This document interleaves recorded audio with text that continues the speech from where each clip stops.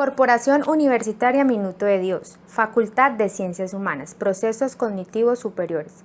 A continuación, el grupo conformado del tercer semestre de Psicología Jornada Sabatina por Edna Magali Sánchez, Adey Mayorli Peña Horta, Laura Marcela Piso Agredo, Vanessa Sánchez Ramírez y quien les habla Judith Urquijo, tendremos el gusto de realizarle una entrevista a la docente Diana Alejandra Sánchez. ¿Podría comentarnos sobre su experiencia e información personal? Mi nombre es Diana Alejandra Sánchez, soy docente desde hace aproximadamente 8 años. Trabajo en una institución de educación pública, soy docente de planta de la Secretaría de Educación Municipal y también tengo cierta experiencia como docente universitaria en el ámbito de educación a distancia. Desde su experiencia como docente, ¿cree usted que sus estudiantes aprenden de la misma forma que hace 6 o 3 años? Desde mi experiencia como docente, creo que los estudiantes tienen la capacidad de adaptar su aprendizaje o la manera en que aprende a todas sus experiencias previas y, digamos, el bagaje conceptual y de procesos que va adquiriendo. Así que de ninguna manera creo que los estudiantes aprendan igual a como aprendieron años atrás, porque ya existe un conocimiento previo, ya existen unas bases de procesos, ya existen ciertos métodos que el estudiante ha aplicado, que le han funcionado, que ha validado, replanteado, y por tanto eso hace que el aprendizaje se dé de una mejor forma conforme a la experiencia de cada sujeto. ¿Qué cree usted que hace la diferencia entre aprender para el momento y aprender para la vida? Creo que lo que hace la diferencia entre aprender para el momento y aprender para la vida está en la forma en que cada sujeto aprende lo que es significativo para él. Si un estudiante es consciente de que en su desarrollo profesional va a necesitar ciertos aprendizajes para un buen desempeño, em, esto va a hacer que la expectativa sea mayor y pues obviamente va a ser un proceso más consciente en el que él va a desplegar todas sus herramientas cognitivas para poder alcanzar esa meta de aprendizaje. De lo contrario, si el estudiante no tiene una expectativa, no tiene una concepción significativa de esa experiencia de aprendizaje, es difícil que, que trascienda de lo momentáneo.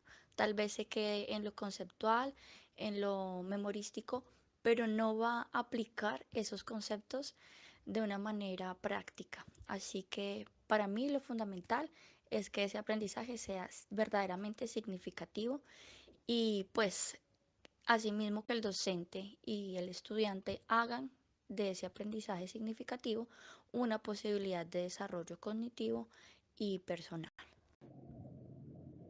Profesora, ¿qué problemas o dificultades ha notado en el aprendizaje de sus alumnos por lo general? Bien, las problemáticas que yo como docente he detectado en varias oportunidades tienen que ver, por ejemplo, con la falta de interés y la falta de comprensión de lo que se quiere enseñar y de lo que se requiere aprender.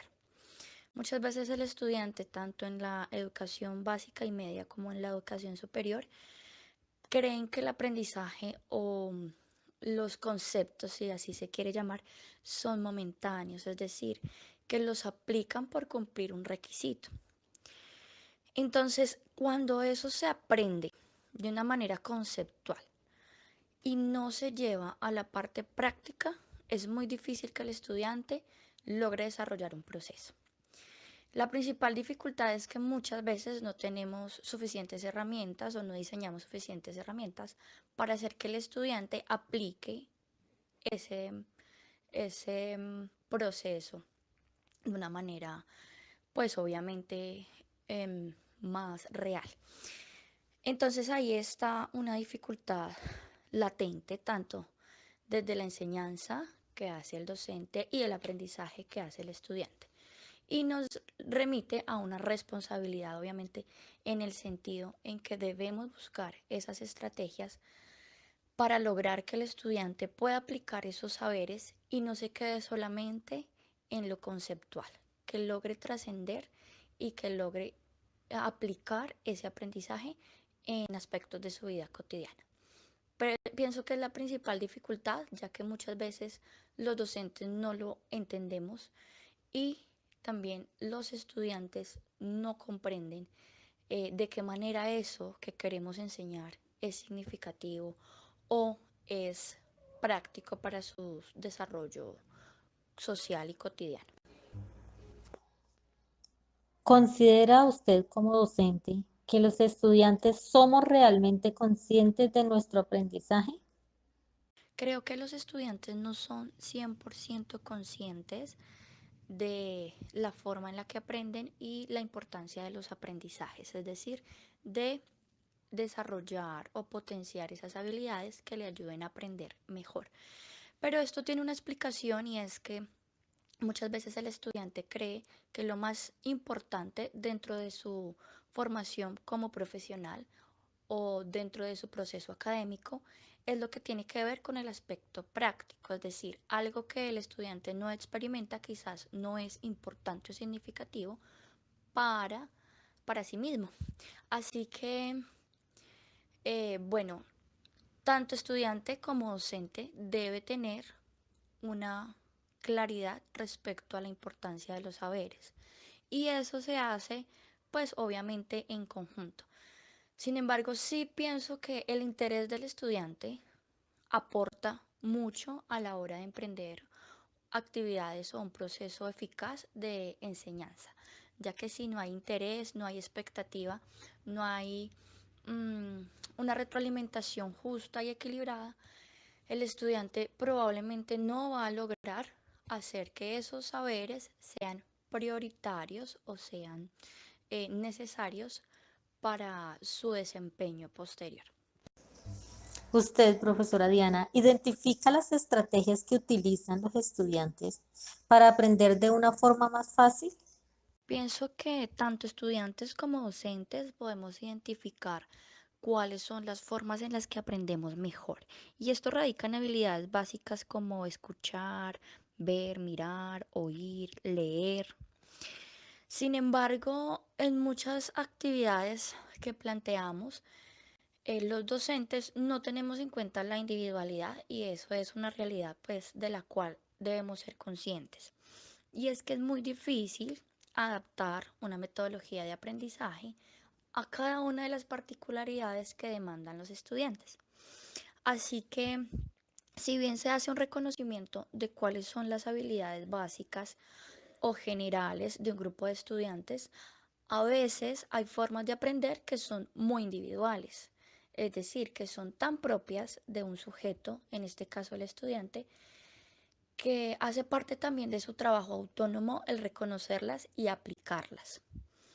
Em, Aún así, pues los docentes tratamos de diversificar las estrategias, aportar desde diferentes metodologías, desde diferentes herramientas, para que ese tránsito entre lo que se sabe y lo que se aprende em, sea más fácil.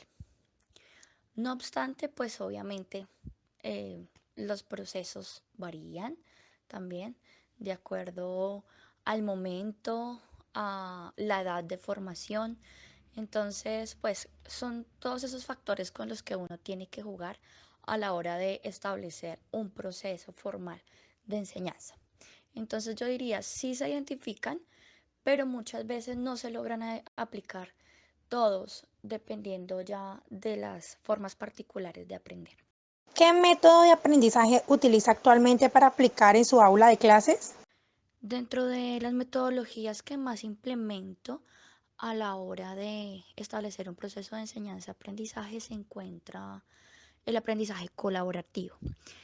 Implemento diferentes actividades que tienen que ver con la conformación de grupos de trabajo, colaboración mutua, establecer diferentes procesos, identificar falencias o dificultades en donde los estudiantes puedan colaborar y contribuir a mejorar eso en sus compañeros.